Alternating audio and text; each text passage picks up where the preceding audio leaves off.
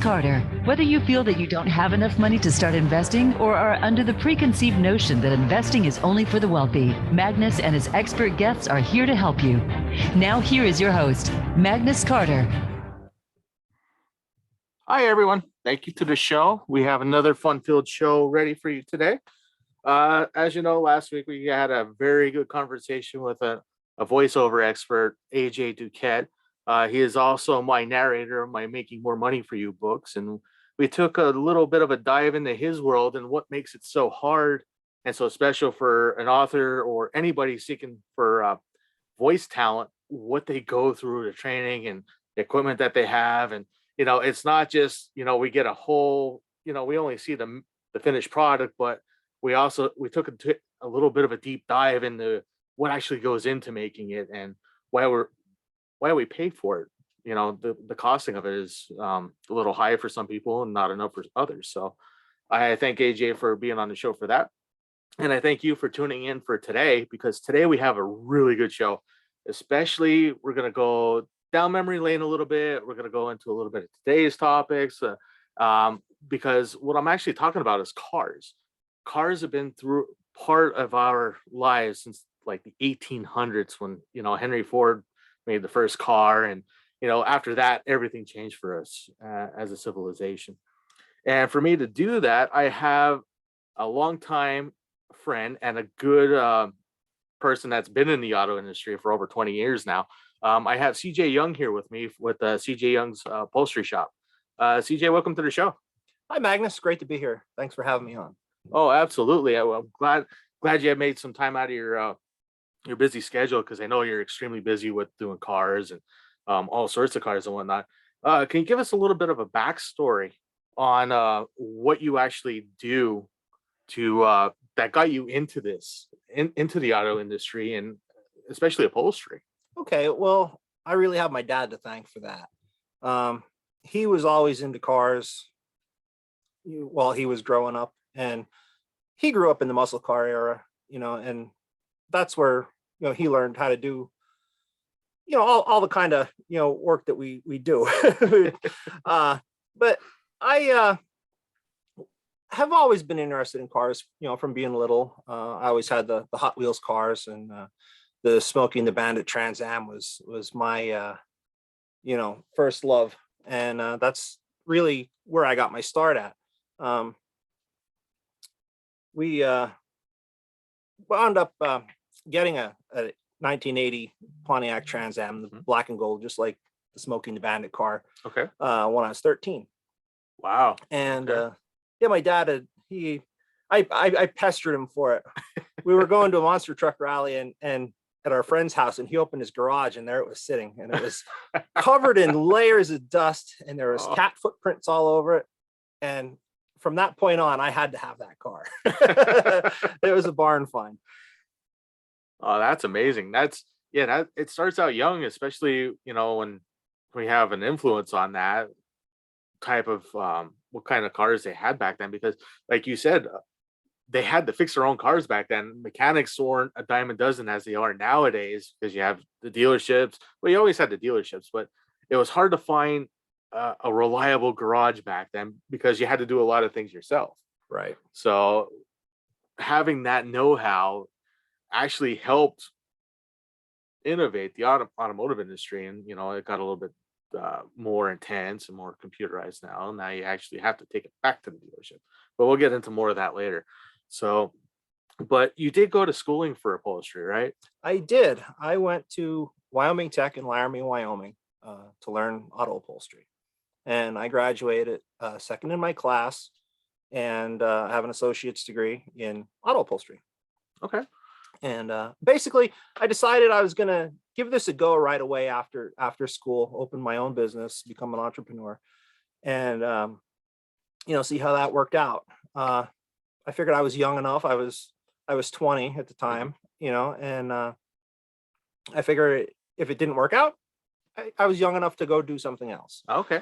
But it worked out. It worked out, and you're still doing it to this day. So you've seen the value of actually investing in yourself, right out of college, or actually before you went to college. You already knew what you kind of wanted to do, and you weren't afraid to take that step, especially going to Wyoming. Is there anything else in Wyoming besides this auto upholstery thing? Because the only thing I realize out there is a lot of plains and buffalo and elk. Yeah. Well, Yellowstone National Park is in Wyoming. It's on the western part of Wyoming. I was on the eastern part. But there's a lot of rodeo that goes on out there. But a lot of our free time that we spent when we weren't in school, we headed to the mountains. Okay.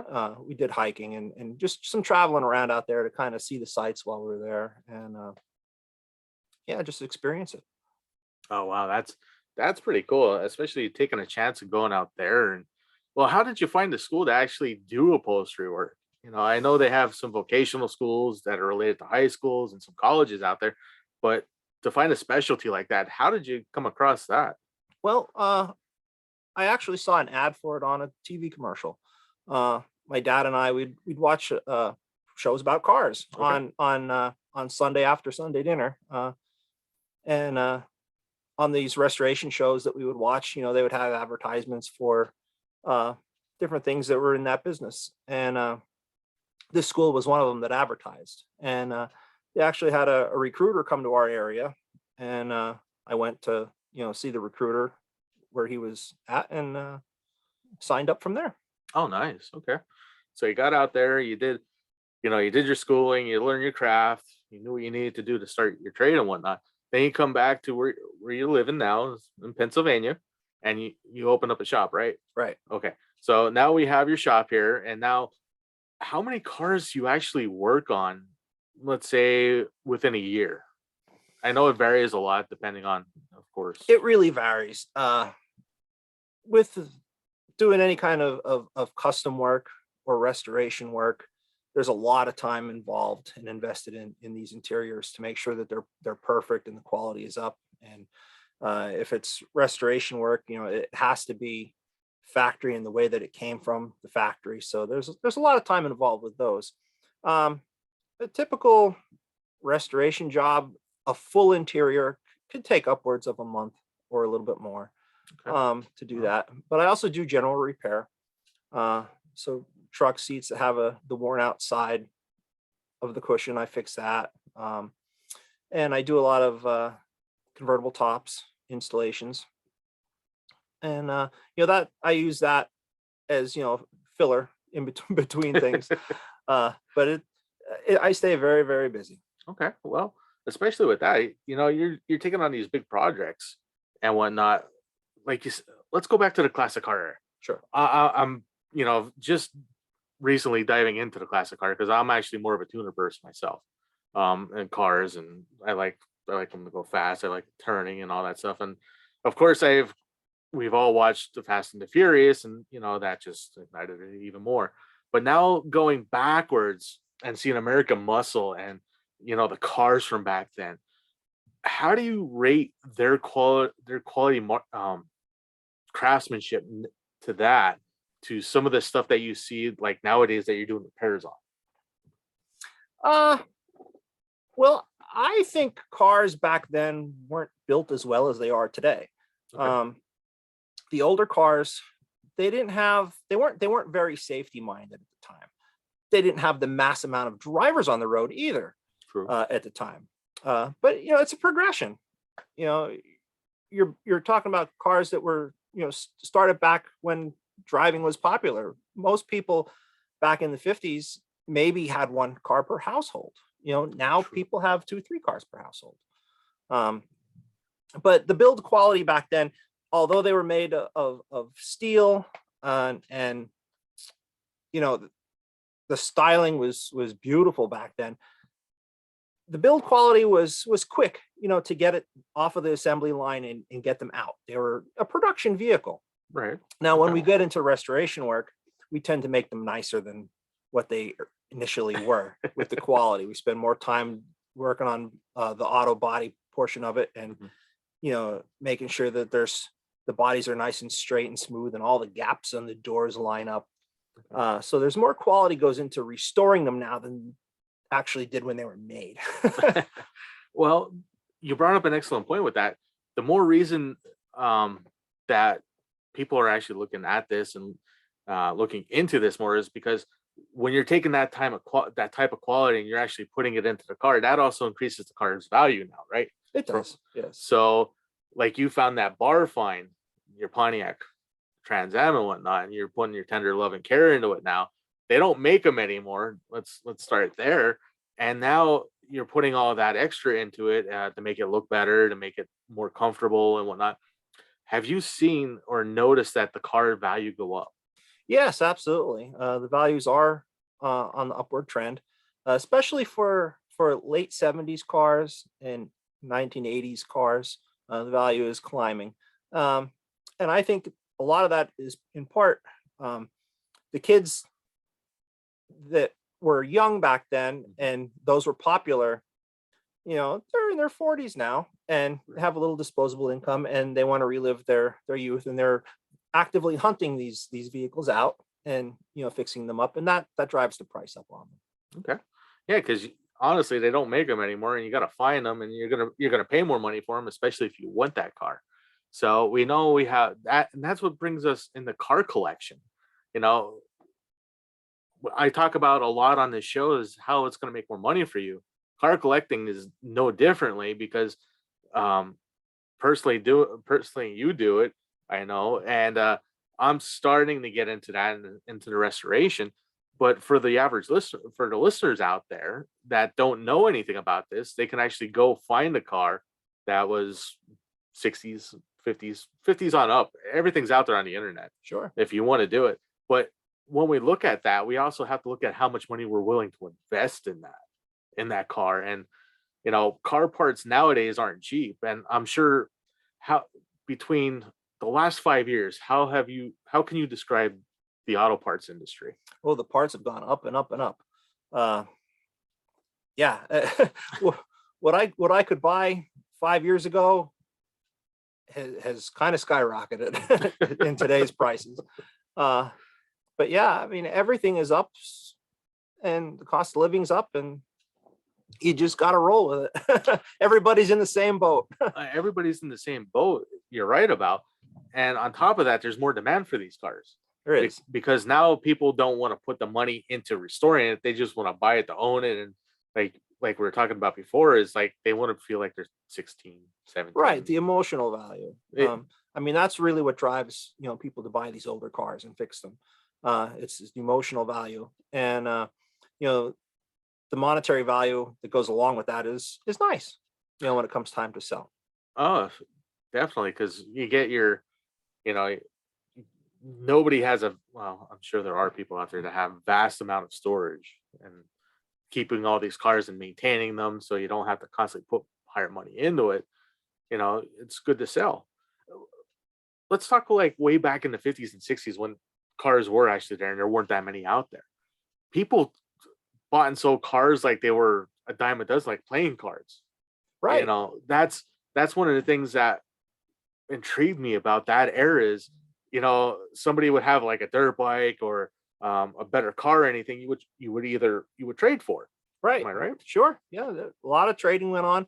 My dad would always tell me stories. He liked 56 Chevys, and he'd see one sitting in somebody's yard and he'd go rap on the door. And this was probably around 1970 or so. And they tell him, just get it out of the yard. It was cars back then, unless you were an enthusiast, were just used cars. Right. They weren't really collector's value back then. And he would get 55 Chevys. He had 55, 6, 7 Chevy Nomads, convertibles. He had Novas, and all those cars, they were just used cars back then because everybody wanted the newest and latest and greatest. Right. And you could get that stuff really reasonable. And oh. he had a lot of it through the years. And sometimes he'd change cars weekly. Yeah, it was more or less back then. It was it's like, well, what kind of car can I get this week, or how can I get that car?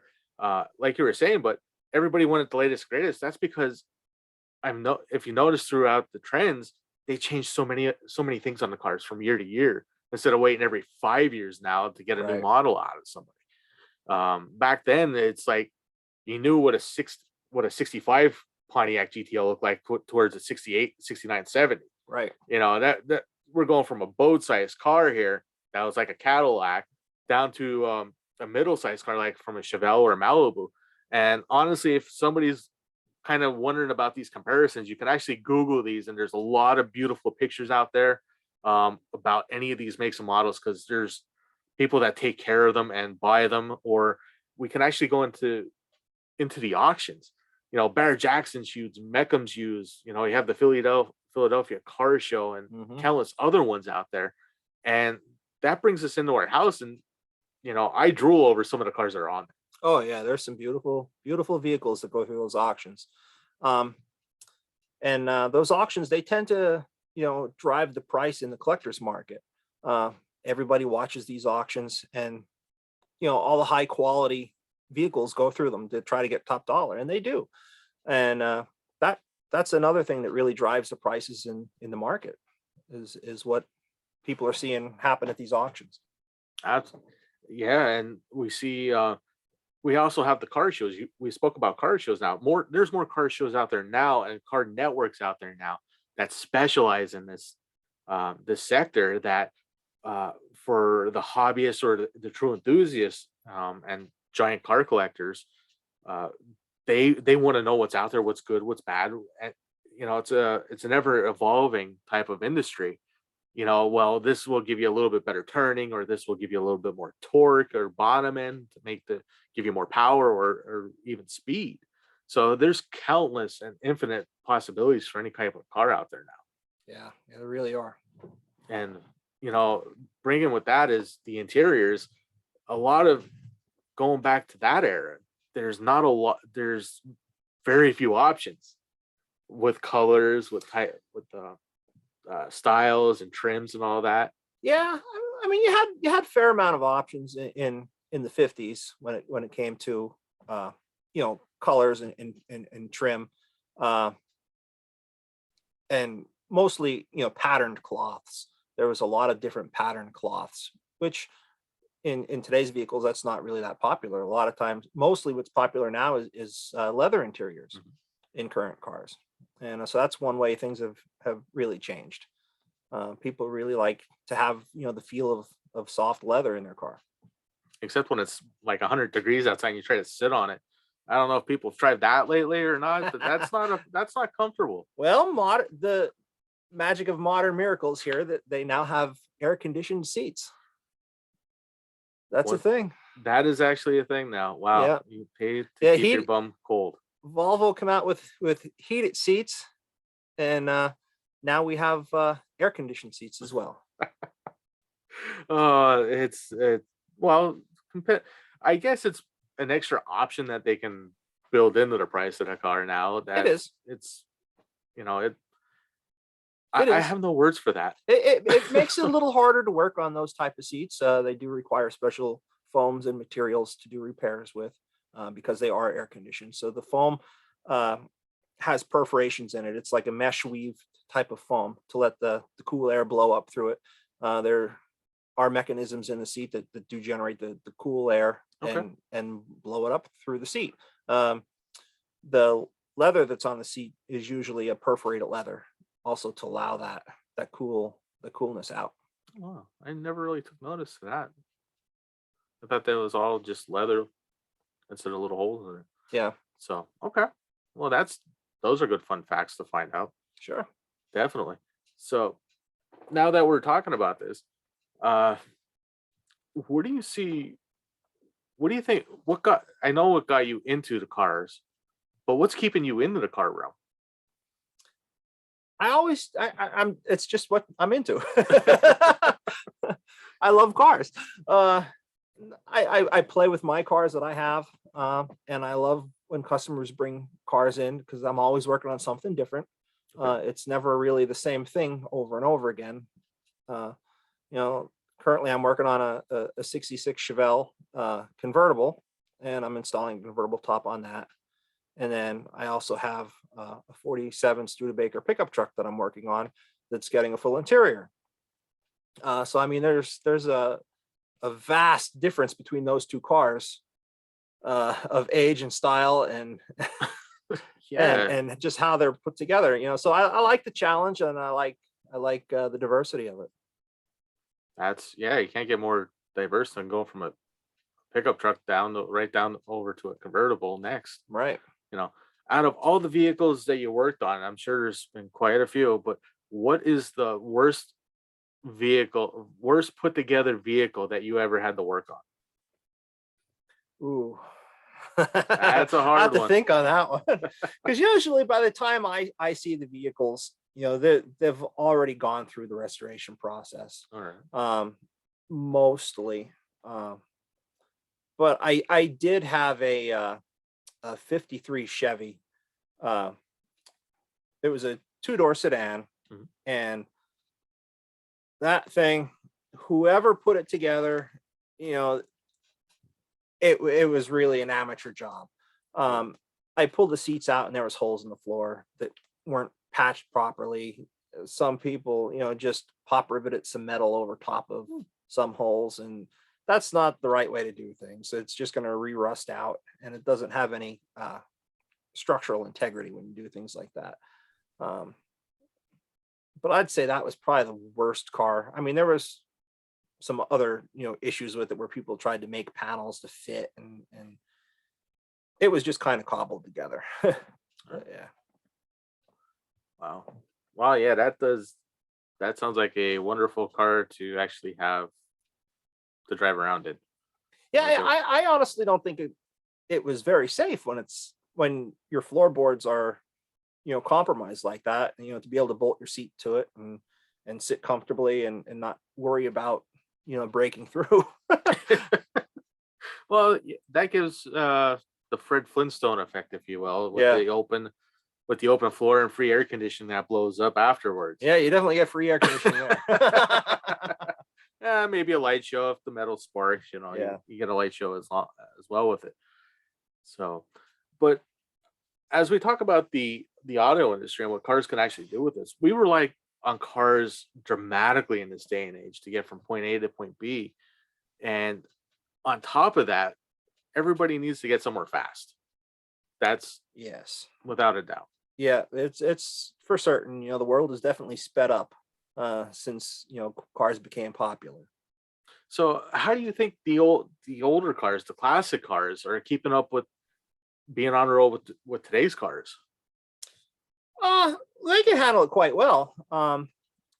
It's just that going fast isn't the problem. It's the suspension for the turning and making holding the road on turns in traffic.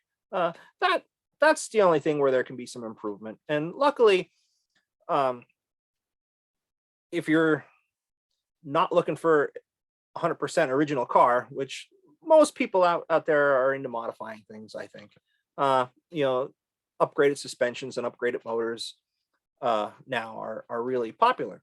To have say a 70 Chevelle, and then you put all modern suspension on that's specifically designed for that car by builders. You can go buy kits now and put modern suspension on, modern braking on, and you can make that car handle like a brand new car. Wow. And it's the best of both worlds. You have all the style of the old car and all the handling and performance of a new car. Okay. Well, if someone decides to change that, well, let me back up a couple seconds here. In the car collecting world, the prized possession of any car collector is a numbers matching car. Right. Which means that the numbers that are stamped on the VIN number, your VIN number, are stamped on your engine, on your transmission, on your rear, and on your frame. Am I right? Right. Correct. Okay. So when we start, but they're like the holy grails, and you want to keep those more as original as possible. You do when you find them, and they're getting exceedingly rare. Just because of the age of things now, it's hard to have a car where nobody had their hands in it over the years. Right. But yeah, I definitely agree. Numbers matching vehicles, you kind of want to restore those, the way they were factory, and keep everything together, because that's really where the value lies in those. But definitely for cars that aren't numbers matching, I'm under the opinion of modifying it, to make it how you want to have it is okay. Okay. I'm definitely, but these questions are, if someone's out there looking for a project car or something to invest in, or a car that, wants to relive a part of their youth. These are the type of questions you need to ask, because Sure. these are all related to the price of the car. They are. Yeah. Yeah. And definitely, if you're looking at buying a car for an investment, you're going to first, you want to look at like numbers matching type of vehicles, because that's what's going to hold its value, retain its value. It's going to go up in value over the years that you hold it. That's really what you want to be looking at. If you're looking at it just to relive your youth and you want to have a nice car to drive and have some fun, then you can, I would say, look at cars that have been modified a bit through the years, or may not be numbers matching, but fairly stock. That way you can still drive it and use it and put miles on it and not hurt the value of it. Right. Okay. That makes a lot of sense, because, I bought a project car not for it to sit around. I bought one to drive. I'm sure you drive yours quite regularly. I do. You do. Yeah. And you enjoy them. That's what these cars are made for. Especially back then, they made to go fast and enjoy life. And it's a lot of people, quite a few car collectors, even though they're the rare cars, super rare cars, like sequence numbers, like right off the assembly line, they'll actually keep them very low mileage, but they maintain them and they drive them. But back then, like you said, these were everyday cars. No one knew that these cars were going to be worth a fortune, six figures plus on Right. certain cars. Yeah. Back when they were made, they were just transportation. And to think about this, to put this in perspective, a Chevelle back then was about $5,000, a souped up Chevelle. Right. Base models were what, about 2,800? About. But then again, we're talking, you're making 35 to 50 cents an hour for that. So yeah. And now today's cars, you can't get a car that's under $30,000. No. You can't. No matter what you try to do, it's very rare to find a car under 30K. And even though it has all the luxury, it has all the fancy computer. I'm going to say garbage, because to me it's not garbage. A computer should not be able to do all the stuff that they're supposed to do in a car. That's my personal opinion. If Yeah. you don't like that, I would love to hear your comments on it. Yeah.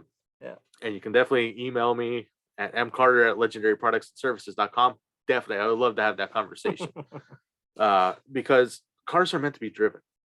They are. They They're- are. And the whole, as things are modernized now with computers, and people want the luxuries in their cars, like the heated seats and the air conditioned seats, and they want cruise control and all kind of options. They want the telephones that hook up directly to it. They want navigation. That's, what's kind of driving the industry forward. People want the luxury things in their cars, because it's not just transportation anymore. It's people's freedom is basically what cars boil down to, and they want all the creature comforts with their freedom. But also with that, it comes difficulty in working on. So you need special equipment to work on these vehicles, especially with the advanced airbags, and all the computer controls. And what is happening is, as the cars become more modern, the dealers are basically the only ones that are able to work on them, because they have the equipment. They're specially trained to work on them. The new Ford pickup trucks, they're made out of aluminum. So if you get in an accident with one of those, it has to go to a special body shop that only works on aluminum vehicles, because if you contaminate the aluminum bodies on the pickup trucks with tools that you used on metal cars, the metal will get onto the aluminum, and you can have corrosion issues because of dissimilar metals. So that's another thing, why things are getting a little difficult to work on. Well, it's kind of what the auto industry wants to constantly take it back, and after a couple of years, they want it back, and so they can send you another one. Right. So Pretty much. But wow, yeah, we've talked quite a bit already, CJ, about, we went over some of your history, why you got into the cars, which is amazing. That you grew up with cars. I have gone to car shows. We've Yep. gone watch car shows. Even the TV shows back then were all about cars. They were. Yeah. We can definitely talk about that in the second part. We'll get into some of the cool cars of our area of TV shows and how they actually influenced us on what we value and look at today. We've talked a little even about the car industry as a whole, as it started out with less features, more just getting them out the line so people can buy them.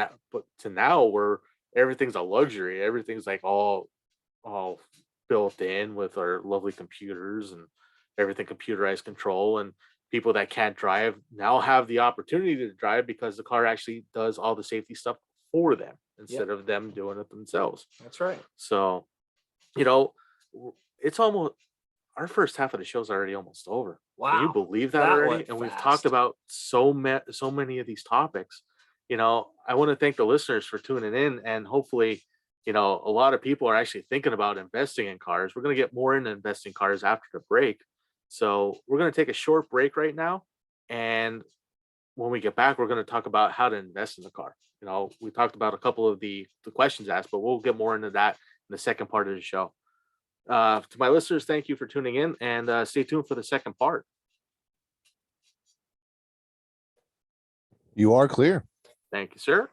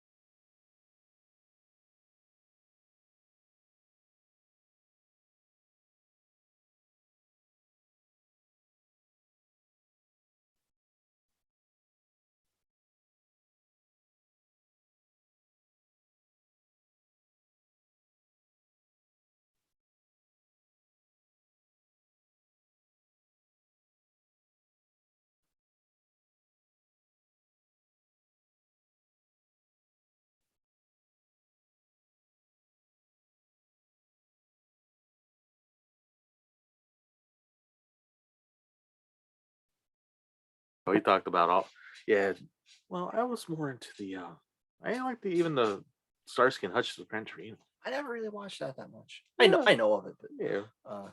I was always a Smoking Bandit kid. Like that Well, we were that both did it for me. Well, Dukes of Hazzard. We all watched the Dukes of Hazzard. Yeah. We all seen how many General Lees got destroyed. Yeah. But yeah, Smoking I Bandit. know we're coming back in about 10 seconds. Okay. Yeah, that was my movie growing up. But you go back and watch it now and you think, oh, it's like cringeworthy. You're listening to Making More Money for You with Magnus Carter. If you have any questions for Magnus or his guests, join us on the show at 866-472-5789. That's 866-472-5789. Now back to the show. Here is Magnus Carter. Hey everybody, welcome back. I'm your host, Magnus Carter. We're on the Making More Money for You show. Today we're talking about cars, the car industry, some upholstery work, restoration. We talked about what some starting points to look for in a project car. We're going to continue that discussion a little bit. With me, I have my guest, CJ Young of the CJ Young Upholstery Shop. Welcome back, CJ. Hi, great to be here. Yes, sir. Even over the break, we were talking about a little bit of the cars that defined an era. We had the classic muscle cars of the 50s, well, from the 60s to close to the 80s, and we had the cruising cars of the 40s and 50s, and then in the 20s and 30s we had the rat racers. That they just wanted to go fast. Yeah, the hot rods. They had the hot rods. They had rat racers. A lot of movies and a lot of American culture revolves around the car. If you think about it, way back then, even as it was going on, the movies that were coming out, we have Steve McQueen with the Fords, we had the Mustangs, we have American Graffiti. Well, that was a big one. That was a big one. There's like so many actors and so many cars in that. I think the cars were bigger stars than some of the stars that actually came out of that movie, because a lot of us go back and we want to relive those days, and by doing that is by cars, by going to car shows and watching the auctions and whatnot. So out of all of these things that we talked about, what type of nostalgia things that you like to do to relive some of those days? Yeah. Well, I'm an 80s child. So I wasn't really around back then, but really those were the glory days of cars. And I would always go to car shows. I went to a lot of car shows and a lot of cruise-ins and cruise nights, and just to be, part of that culture. Um, and it's a lot of fun. It gets you out. You take your car, you go for a nice ride, you meet up with other like-minded individuals and have great conversations. And talk about cars, buy parts. It's fun. Yeah, a lot of people, I go to those quite a bit now too, and just to see what they did with their cars, to see what I can do with mine, or maybe it won't fit or it won't match, and their experience on the car. Because quite a few people out there, when they go to these car shows, they still have the original car. Yeah, they do. They weren't forced to sell it for whatever reason, Right. whether it was family related or external circumstances. They kept their car, and it's an original car with the original owner, and it has that much sentimental value to them that they're still driving it. Right. Yeah.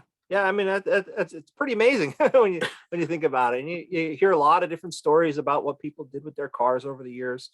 Vacations and trips, and just actually this past weekend was the Ocean City cruise-in, and I wasn't able to attend this year, but it draws in thousands of cars, and they have parades on the boardwalk and cruising through town, and it's 3 lanes wide down there, and they run them side by side both directions.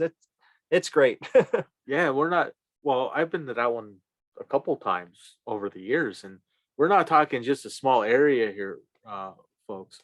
We're talking people that come across all the eastern seaboard, and even some from out west that go to this just to see friends and see other cars, and car clubs. That's another Right. functionality, is a whole bunch of cars that have the same make and model of car can join a car club, and they're like-minded individuals that become friends over a lot of time. Right.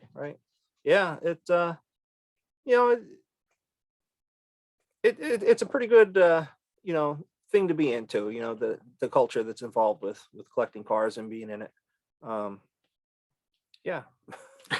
So, like you were saying with the culture and whatnot, some people, a lot of listeners out there like to do kind of this stuff, and my main point about the show is how it can actually make more money for you, because it's often overlooked is what our car can actually do for us, especially older cars like that. Even if you take a car that you find somewhere that's in the middle of a field, or in a barn somewhere, or a shed, or even one of those estate sales that people go to and buy these things, they put some money into it, and they can actually turn around and sell for a profit.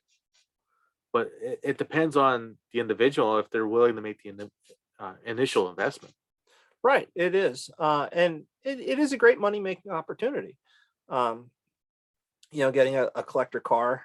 I mean, how else can you make money and have fun with it all at the same time? You buy a car and you could have fun working on it, Right. And you could have fun going to cruise nights, and you can put a sign in your window and sell it at one of the cruise nights. And for me, that's really making your money work for you. Being able to invest it in something and still use it, and have some fun with it before you move it on.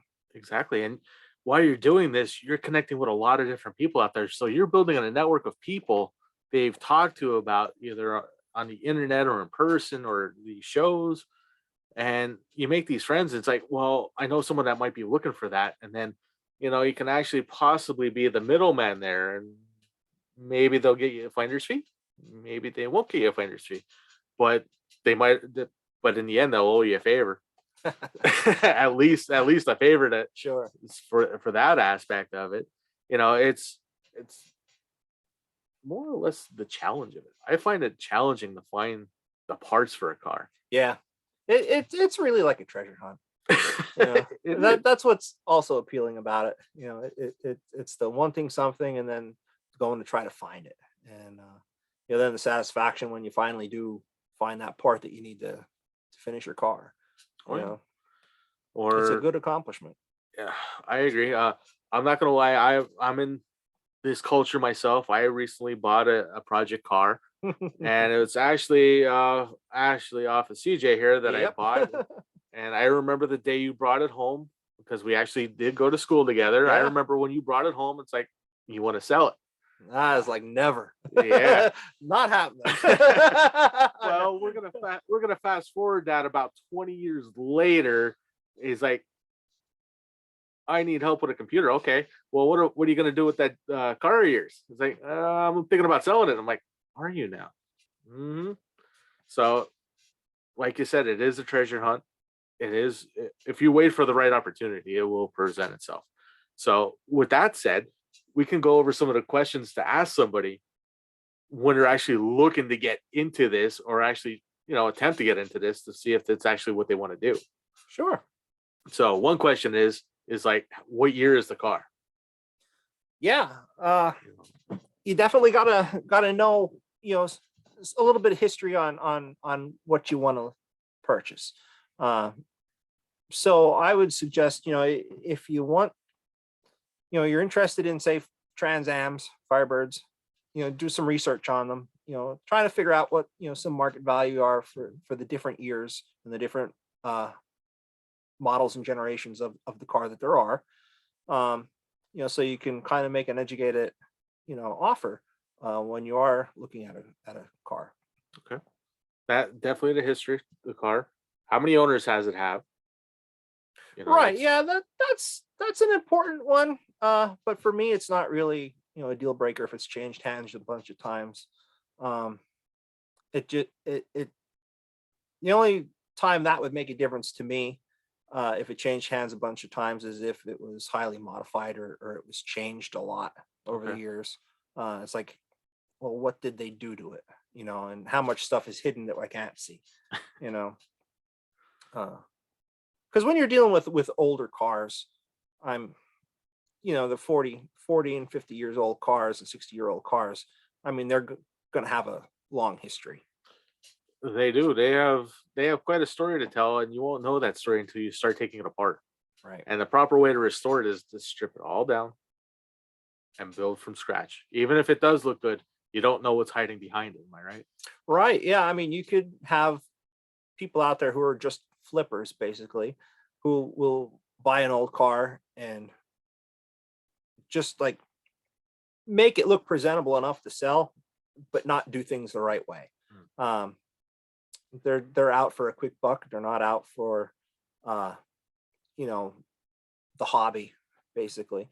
So you gotta watch, what you're looking at. And that brings me back to, like, you want to really do your research on vehicles, so you know what they should have on them, what they should look like, and what quality to expect.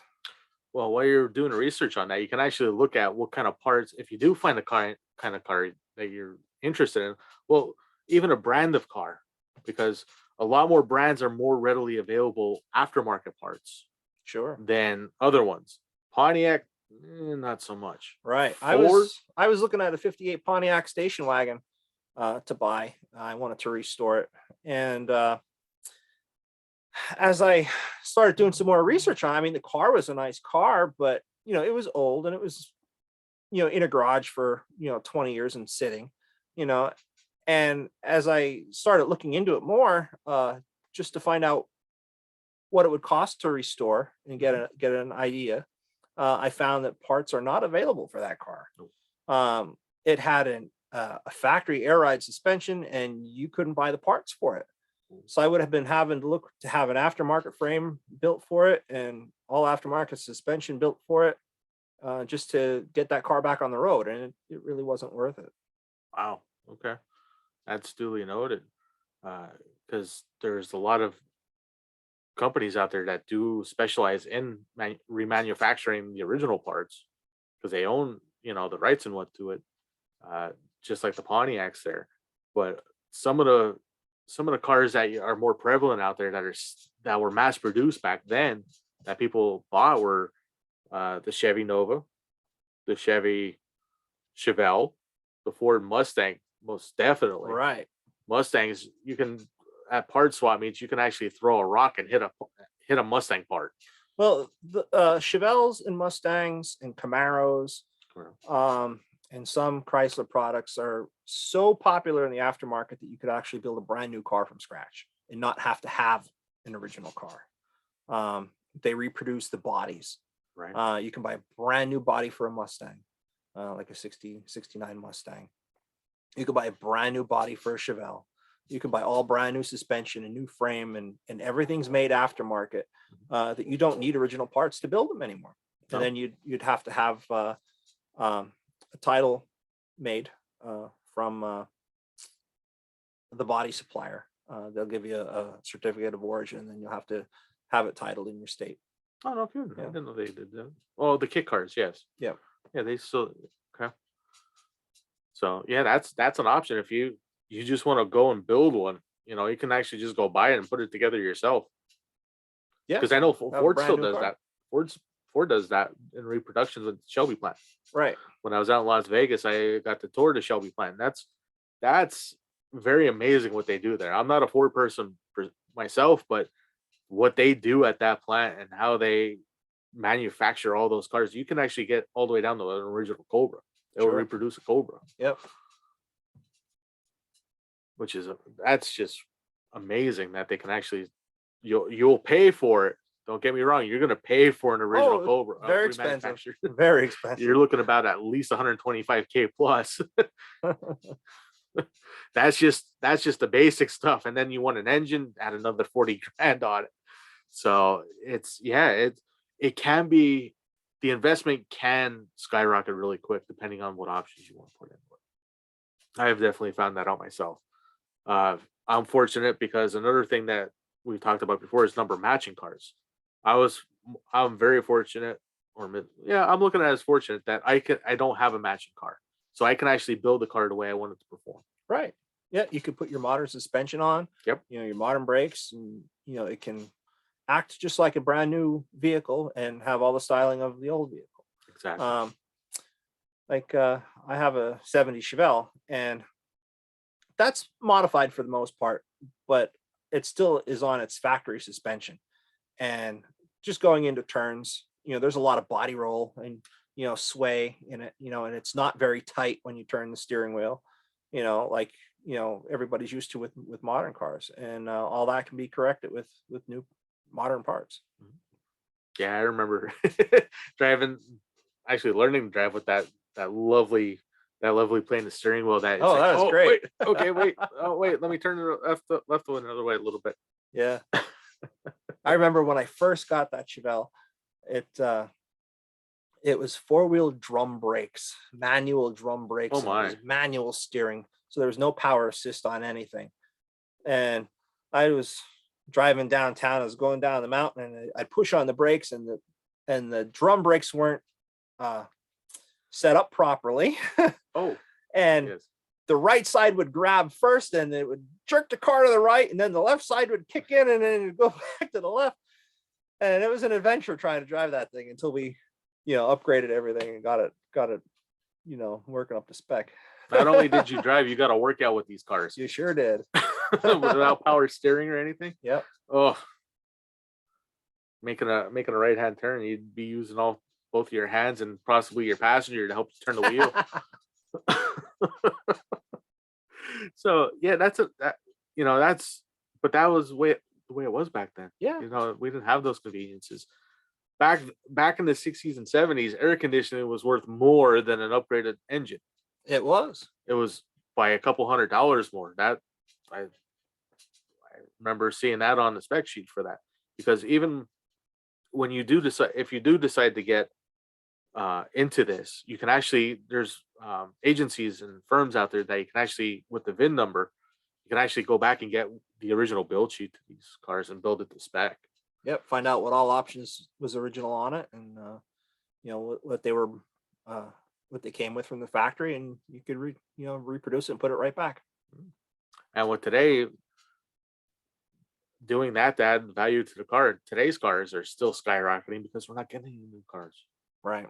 So and people want older cars now because it doesn't have all those new fancy things that they're just meant to drive.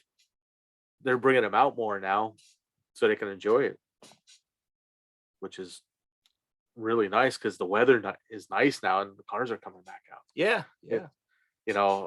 I like driving down a highway and you see this car just fly past you and it's like, well, what kind of car was that? I know it was red, but what kind of red was it? Red.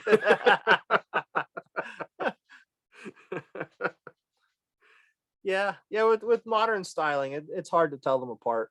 Yeah, that's one thing they did back then. I enjoy the engineering that went into the car back then because they made each car its own identity and its own personality. They were all unique. They they'd made a run of maybe 2 or 3 years where they reused the same body, but they always changed grills and bumpers and made them, each model year stand out from the next and be different.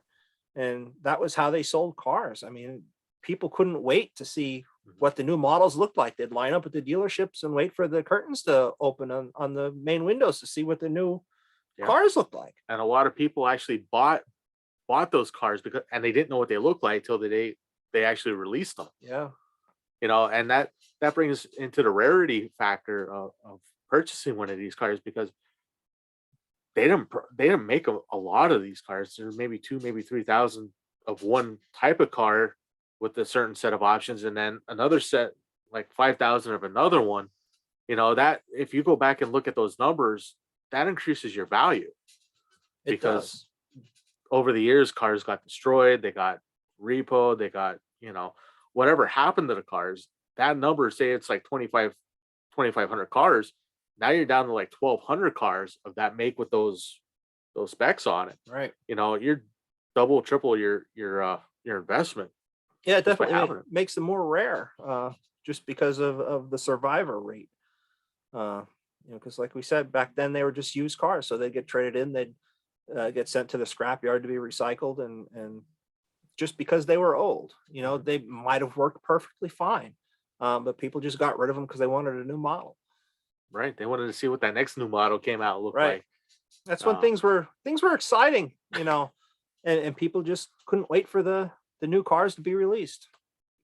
No, that excitement, and to that excitement, it still carries on because those kids and those teenagers and prior family members that had those cars now have the money, now live their lives, and now they're going back to it like we said before. Right. And now they're actually searching for these cars. They're searching hardcore, which makes it even easier for the person to go, well, not really easier, but more resources available because of the internet. Right. And they can actually go and find this car exactly what they wanted. It had the power seats, it had power windows and the air conditioning and whatnot for back then. They can actually go back and find that, even the color. Yeah. The internet really made everything easier for hunting down old cars and car parts. You're able to draw from a bigger area and to find this stuff. I had a 56 Chevy Nomad, and it was a project car, and I wasn't going to complete it, and I decided to sell it, and I listed it on the internet, and I sold it to a gentleman from California. And like I said, I'm in Pennsylvania, so he sent a car hauler for it. Okay. And he picked it up and took it back to California. I mean, and that's a pretty amazing thing, that the internet does for the hobby. Otherwise, I would have been trying to sell it basically locally, which really kind of restricts the amount of people that were looking at my ad or looking at the car. And this way I was able to basically, make some money and get top dollar for the car because I expanded, the area that I was advertising in. Wow. CJ, can you believe that the show's already pretty much over? We've already talked almost an hour about cars, and we Wow. barely scratched the surface of how to invest in this car. We might have to come back and do this again. We might have to. We're going to have to expand this. But until then, if someone needs your services and is in the process of restoring a car, how can we reach you? Sure. You can reach me at my website. It's cjsautoupholstery.com. Yeah, and it could also be reached by phone at the shop. It's 570-875-3725. And that's a landline for my workshop here. And like I said, I do all kind of custom upholstery work or general repair, and also original restoration work. Okay. Well, thank you everybody for tuning in. CJ, thank you for your time. I can't believe how fast this went by. Just talking about a little bit of the car and car restoration and how a car will actually make more money for you. I can't believe, we may have to extend this. We'll see how this goes on. Maybe get you back on the show again. Sure. I had a great time. Thanks for having me on, Magnus. Absolutely. Well, that's for this week's show, but for next week, I have a special guest to you. He's very familiar and very well known in the world of podcasting. Next week, we will have Brasco from the King of Podcasting on, talking about social media. So it's going to be an entertaining thing, and it is actually time. Thank you for tuning in, and we will catch you next week. Thank you.